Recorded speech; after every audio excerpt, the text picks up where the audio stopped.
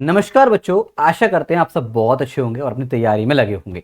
और जैसे कि बच्चों आपको पता है कि आईबीपीएस पीओ मेंस का एग्जामिनेशन आने वाला है और आज हम उसी को लेकर चर्चा करेंगे कि आखिर बैंकिंग अवेयरनेस में क्या-क्या चीजें ऐसी हैं जो बहुत ज्यादा इंपॉर्टेंट रोल लगती हैं।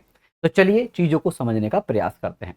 देखिए भाई भाई आप सबने तैयारी तो करी है, बढ़िया, ये तो आपको पता है अच्छे से, है ना। हम भी जानते हैं, आप भी जानते हैं, तैयारी आप कर ही रहे हैं। लेकिन भाई एक प्रश्न ये होता है कि सर पेपर आ गया है नजदीक, तो हमें क्या चीज़ें रिवीजन करना ज़्यादा फोकस करना ज़रूरी है और किसके ऊपर थोड़ा बहुत हम कम ध्यान दे सकते हैं। तो भाई अगर आपके एग्जामिनेशन के, अगर आप नोटिफिकेशन को ध्यान दिए हो बेटा, तो आपके आईबीपीएस पीओ के मेंस में जो आपका एक सेक्शन है जिसको हम बोलते हैं जनरल अवेयरनेस सेक्शन, तो वहीं अगर आप देख पा रहे हैं बच्चों, तो वहां पे एक देखो स्पष्ट तौर पर लिखा गया है। क्या लिखा गया है वहां पे? क्लियर कट बात बोली गई है कि बैंकिंग अवेयरनेस, है ना, क्या है? बैंकिंग अवेयरनेस आपको अच्छे से करनी है, क्लियर। फाइनेंशियल अवेयरनेस करना है और इकोनॉमिक अवेयरनेस करना है। बैंकिंग, फाइनेंशियल और इकोनॉमिक्स अवेयरनेस को लेके बात बोली गई है। और आप कह रहे हैं कि सर हाँ, ये तो हमने सब पढ़ा है, सही बात है। अब प्रश्न ये है कि जब हमारा पेपर आ गया है पास, तो हमें मेजर तौर पर कौन कौन से टॉपिक्स हैं जो हमें अच्छे से कवर करने जरूरी हैं। देखिए भाई, तो इन तीनों को कंबाइंडली लेकर मैं आपको बातचीत करेंगे। वैसे तो आपको जितनी भी चीज़ें आपको क्लासेस में बताई गई हैं वो सब एग्जाम ओरिएंटेड ही हैं, लेकिन हाँ, उनमें भी क्या इंपॉर्टेंट होता है जो जनरली हमारे एग्जामिनेशन में यहाँ से देखने को जनरल अवेयरनेस सेक्शन में मिल जाता है। तो चलो एक एक करके थोड़ा सा इनके ऊपर बातचीत करते हैं। देखिए भाई, सबसे पहले अगर बातचीत करा जाए बेटा, तो बैंकिंग अवेयरनेस पोर्शन में आपको बिल्कुल भी रियायत नहीं बरतनी एक टॉपिक को पढ़ने में जिसका नाम है RBI. RBI most important. RBI के बेसिक्स तो बेसिक्स आपको पता होने जरूरी है, थोड़ा सा उससे ऊपर भी बातें होंगी। जैसे आरबीआई के बेसिक्स तो आपने पढ़े, हिस्ट्री वगैरह ये सब तो पढ़ा है, सब्सिडरीज वगैरह ये भी आपने पढ़ा है। फंक्शंस मेजर तौर पे, है ना। फंक्शंस में भी अगर हम बातचीत करते हैं तो मॉनेटरी पॉलिसी मोस्ट इंपॉर्टेंट है ना। कभी कभी यहाँ से क्वेश्चन आ जाते हैं। इससे रिलेटेड जो भी लेटेस्ट अपडेट्स हैं, जो भी कोई लेटेस्ट अपडेट आया करंट अफेयर्स में आप पढ़ते हैं न्यूज़ में, है ना, तो वो भी आपको अपने आप को रेडी करना है, उनको फोकस मेजर तौर पे करना होगा। क्योंकि बच्चों जनरली जो एग्जामिनेशन में क्वेश्चन पूछता है वो क्या करते हैं, वो करंट से ही चीज़ों को उठा के पूछ लेते हैं। अब जैसे मान लीजिए करंट में कुछ नया टर्मोलॉजी आ गया कोई भी, है ना, या कुछ नई चीज़ आ गई, तो वो मॉनेटरी पॉलिसी से कनेक्ट करके उसे पूछ लेगा और फिर पूछ लेगा उसका बेसिक्स क्या है। तो आपका बेसिक्स भी आ गया, करंट का भी यूज हो गया। इस तरीके से क्वेश्चन हमारे देखने को मिल जाते हैं। तो ये तो आपको बहुत इंपॉर्टेंट है, यानी कि आरबीआई उसकी मॉनेटरी पॉलिसी। यहीं अगर बातचीत करते हैं तो एक बहुत ही ज़्यादा इंपॉर्टेंट पॉइंट आ जाता है जिसको बोलते हैं पीएसएल, प्रायोरिटी सेक्टर लैंडिंग। यहाँ से क्वेश्चन जनरली वे में देखते हैं तो डायरेक्टली पुटअप हो जाता है और वैसे भी इसमें कुछ समय पहले आपको मैंने बताया भी था, अपडेट्स हुए हैं, है ना।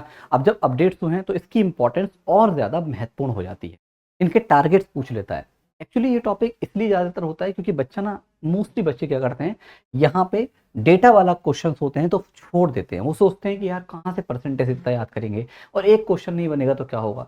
लेकिन आपको पता है बेटा, जनरल अवेयरनेस सेक्शन हो या कोई भी सेक्शन हो, एक एक क्वेश्चन की अपनी अपनी एक इंपॉर्टेंस है और एक एक क्वेश्चन ही आपको सिलेक्शन तक पहुंचाने में हेल्प करता है। तो आपको ये सोच नहीं रखनी है। आपने पढ़ा है, अच्छे से चीज़ों को समझा है, तो एक बार अच्छे से इसको, यानी कि इसके ऊपर खास तौर पर फोकस करना है। याद रखना, ये सब तो हर कोई कर लेता है, लेकिन ये जो है वाला टॉपिक ये बहुत इंपॉर्टेंट है, पीएसएल वाला, है ना। क्योंकि जनरली यहाँ से डायरेक्टली क्वेश्चन पूछ लेगा। अभी हाउसिंग के जो हमारे वो हुए चेंजेस उसको पूछ लेगा, एजुकेशन के ना, सोशल इंफ्रास्ट्रक्चर के टारगेट्स क्या हैं, तो वो सब आपको टारगेट्स अच्छे से पढ़ने हैं, उनके परसेंटेज को अच्छे से समझना है और दिमाग में रखना है। इंपॉर्टेंट है बहुत ज़्यादा। इसके बाद अगर हम निकलते हैं तो आगे बढ़ते हैं, तो यहाँ पे एक बहुत ही शानदार टॉपिक है जिसका नाम है, जिसमें मेजर तौर पर बहुत कुछ आता है मेजर तौर पर बहुत कुछ आता है, बहुत कुछ मतलब अपने अंदर काफ़ी कुछ चीज़ें समाये हुए हैं और वो सब हमारे लाइफ से भी कनेक्टेड रहता है। और तो और वो पूरी बैंकिंग इंडस्ट्री को अपने अंदर कनेक्टेड करता है, जिसको हम बोलते हैं एक प्यारा सा topic, banking terminologies. Banking terminologies या बैंकिंग टर्म्स शॉर्ट फॉर्म में बोलते हैं। आपको हमने पढ़ाया भी है, आपने पढ़ा भी है। यहाँ पे आप कई सारे टर्मिनोलॉजीज समझते हैं, पढ़ते हैं, है ना। जैसे कि हमारे मनी लॉन्ड्रिंग एक्टिविटीज़ क्या है, मनी लॉन्ड्रिंग क्या है, केवाईसी क्या है ना, एनईएफटी क्या है, आरटीजीएस क्या है, यूपीआई क्या है, स्विफ्ट क्या है, एसएफएमएस क्या है, और भी बहुत सारे टर्मिनोलॉजीज हैं। तो बच्चों ये टर्मिनोलॉजीज ऐसे हैं जो आपको बहुत अच्छे से तैयार रखने हैं, है ना। मतलब ये इनके ऊपर बिल्कुल भी कंजूसी नहीं करनी, इनको बिल्कुल भी छोड़ना नहीं है, बहुत अच्छे से बिल्कुल गहराई से इनके कॉन्सेप्ट को समझना है, क्योंकि डायरेक्टली यहाँ से क्वेश्चन हमारे एग्जाम में बन जाते हैं। और तो और अगर कोई टर्मिनोलॉजीज ऐसा है, कुछ भी ऐसा है जो आपके न्यूज़पेपर में या किसी भी चर्चाओं से कारण जुड़ा हुआ है, तो वो और बहुत ज़्यादा इंपॉर्टेंट रखता है, याद रखेंगे, है ना। मतलब फाइनेंशियल बैंकिंग टर्मिनोलॉजीज आप इसे कुछ भी कह सकते हैं। फिलहाल ये सब आपको रेडी करने बहुत ज़्यादा इंपॉर्टेंट है। इनके अलावा यहीं अगर बैंकिंग सेक्टर में बात करते हैं तो बहुत इंपॉर्टेंट टॉपिक है बच्चों, बेसल नॉर्म्स। पीओ के एग्जामिनेशन में अच्छा क्वेश्चन आते हैं, लेवल अच्छा रहता है, तो यहाँ पे बढ़िया क्वेश्चन यहाँ से बन सकते हैं, है ना। तो बेसल नॉर्म्स आपने पढ़ा है अच्छे से, तो इसको आपको रेडी कर लेना है बढ़िया से। बेसल 1, बेसल 2, बेसल 3, खासतौर पर बेसल 3, है ना। उसके बारे में, उसकी गाइडलाइन, उसकी जो परसेंटेज है, यहाँ पे भी वही दिक्कत है, पीएसएल वाली सेम डेटा वाला कॉन्सेप्ट होता है। डेटा आता है और बच्चा वही डेटा क्या कहता है कि टालम टल करना चाहता है, नहीं पढ़ना पड़े, है ना। तो वो सब चीज़ें नहीं करनी है, ये डेटा आपको अच्छे से रेडी करना है। इसी के साथ डीसी बैंक्स क्या होते हैं, है ना, आपने पढ़े हैं वैसे, वो यहाँ पे भी कवर हो जाती है, लेकिन मैं अलग से लिख देता हूँ उसे। DC bank, PCA, prompt corrective actions, ये सब अच्छे लेवल के कॉन्सेप्ट्स होते हैं जो जनरली पीओ के एग्जामिनेशन में आते ही आते हैं, है ना। तो इनको इनको ये सब जितने बातें बताई हैं अभी तक, ये थोड़े से आपको अच्छे से कवर करने हैं बैंकिंग अवेयरनेस सेगमेंट को लेकर बात करते हैं। तो अगर हम बात करें, कभी कभी क्वेश्चन हमारे बेसिक से भी आ जाते हैं, है ना। Public sector bank, nationalise bank, वैसे वो आसान चीज़ें आपको पता है ना। लेकिन हाँ, करंट में जैसे अभी ग्रामीण बैंकों में आपने देखा कितना मेजर चेंजेस हुए, है ना, मर्जर हुआ, तो वहाँ से भी क्वेश्चन बन सकता है, क्लियर। तो ग्रामीण बैंकों को क्वेश्चन भी आ सकता है। ऐसे ही अगर आप ध्यान देंगे तो अभी हमारा जो अकाउंट्स होते हैं, different different type of accounts, loans हमने पढ़े थे, है ना, क्रेडिट फैसिलिटी, मोर्गेज क्या है, प्लेस क्या है, हाइपोथिकेशंस क्या है, ये जो कॉन्सेप्चुअल वाली चीज़ें हैं, यहाँ से भी क्वेश्चंस आ जाते हैं। और अकाउंट्स में भी थोड़े से अच्छे लेवल वाले, अभी सेविंग करंट तो नहीं, लेकिन जैसे हमसे पूछ सकते हैं एनआरआई अकाउंट्स क्या है, फॉरेन करेंसी अकाउंट्स क्या है, नोस्त्रो वोस्त्रो क्या है ना।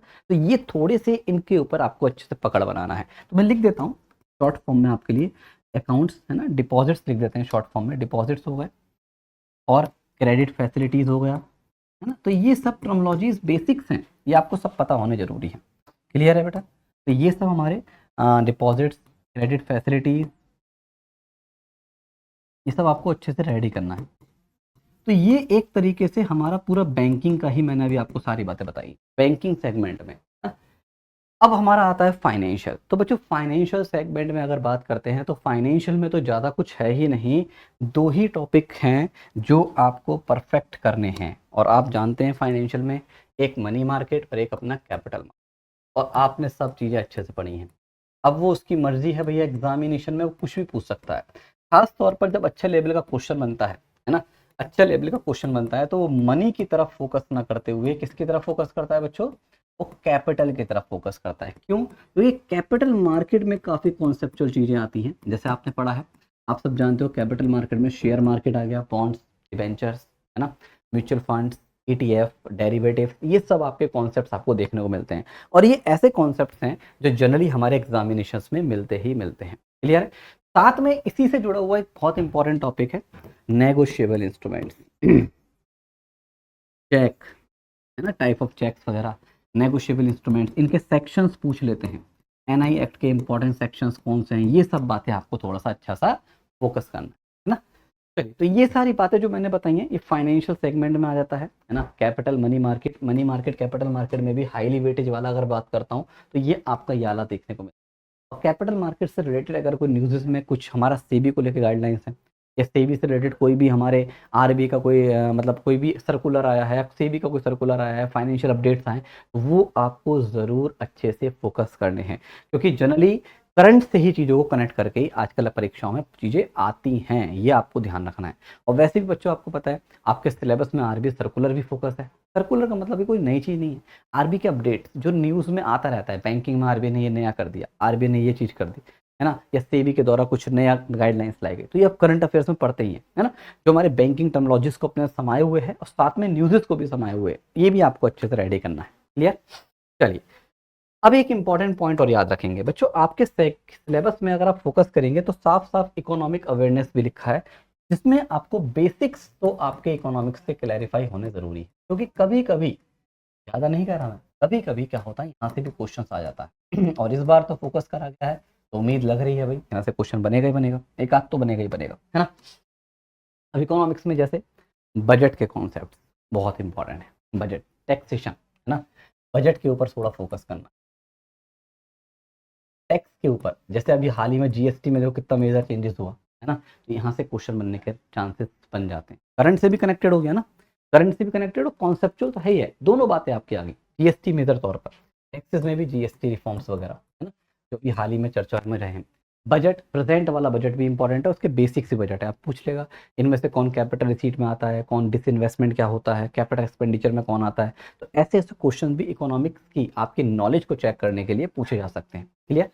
इसी के अलावा अगर यहाँ पे बातचीत करते हैं तो इकोनॉमिक्स में टाइप्स ऑफ मनी, यहाँ से हमारे मनी के टाइप्स, क्रेडिट मनी क्या है ना, प्लास्टिक मनी क्या है, होते हैं ना ये सब, ये हमने जो पढ़े डिफरेंट डिफरेंट, नियर मनी क्या है, ये भी हमारे क्वेश्चन हमारे पुटअप काफ़ी ज़्यादा होते रहते हैं। तो ये भी आपको मेजर तौर पर फोकस करते हुए आगे बढ़ना है ना। इसके अलावा बेसिक्स आपके जैसे कि इन्फ्लेशन हो गया, कभी कभी यहाँ से कुछ आ गया तो आ गया, मतलब ये थोड़ा सा आप एक बार मोटी मोटी चीज़ें इसकी मतलब रिवीजन करके जाएंगे तो अच्छा रहेगा। इनके इन्फ्लेशन क्या है, इनके टाइप्स ऑफ इन्फ्लेशन, इनका इफेक्ट जरूर पड़ जाना, इफेक्ट इंपॉर्टेंट होता है ना। इफेक्ट क्या पड़ता है, अमीरों पर कैसा प्रभाव है, गरीबों पर कैसा प्रभाव है, थोड़ी थोड़ी बातें आपको बेसिकली आपको तैयार होना बहुत ज़्यादा ज़रूरी है। क्लियर। नीति आयोग, नीति आयोग तो वैसे न्यूज़ में रहता ही है, बाकी आपको इसका बेसिक्स पता होना चाहिए, करंट अफेयर्स में भी आप पढ़ते ही हो, कोई बहुत बड़ी बात नहीं है, ये आप रेडी कर ही देंगे, है ना। तो मेजर तौर पर इकोनॉमिक्स में बजट वाला पोर्शन है, टैक्स वाला, different different types of money, inflation, उसके इम्पैक्ट वगैरह क्या हो सकते हैं, है ना, नीति आयोग, है ना। तो ये सब आपको रेडी करना है। और वैसे तो आपके इकोनॉमिक टर्मोलॉजीज एंड ऑल हमारे यहाँ पे भी कवर हो जाते हैं, तो वो सारी चीज़ें यहाँ पे हमारी वैसे ही ऑटोमेटिक इन्वॉल्व हो गई है। तो उम्मीद है ये आपको सारी बातें अच्छे समझ में आई होंगी कि आखिर हमें किन चीज़ों के ऊपर मेजर तौर पर, अब जो कुछ समय बचा है, मेजर तौर पर फोकस करते हुए आगे बढ़ना है। एक बात और इम्पॉर्टेंट बोलूँगा, ये सब तो आप बेसिक्स हैं पढ़ ही रहे हैं, साथ में बच्चों करंट का बहुत बड़ा रोल है। अगर आप एग्ज़ाम में मेंस में बैठे हैं और करंट आपके हवाले नहीं, मतलब पकड़ नहीं है, तो बहुत ही निगेटिव हो सकता है। करंट भी अच्छे से आपको पकड़ बनानी है, करंट का बहुत अहमियत है, क्योंकि करंट के ही कॉन्सेप्ट्स को यूज़ करके बैंकिंग के मेंस के एग्जामिनेशन में जनरल अवेयरनेस सेक्शन को पूछा जाता है। आजकल की परीक्षाओं में ऐसे ही हमारा पूछा जा रहा है। तो चलिए तैयारी करिए, उम्मीद है आप सब बहुत अच्छे से तैयार कर रहे हैं और करते रहिए, और अच्छे से मेंस एग्जाम दे के आइए। आप सभी को मेरी तरफ से बहुत बहुत शुभकामनाएं। Best of luck. जय हिंद।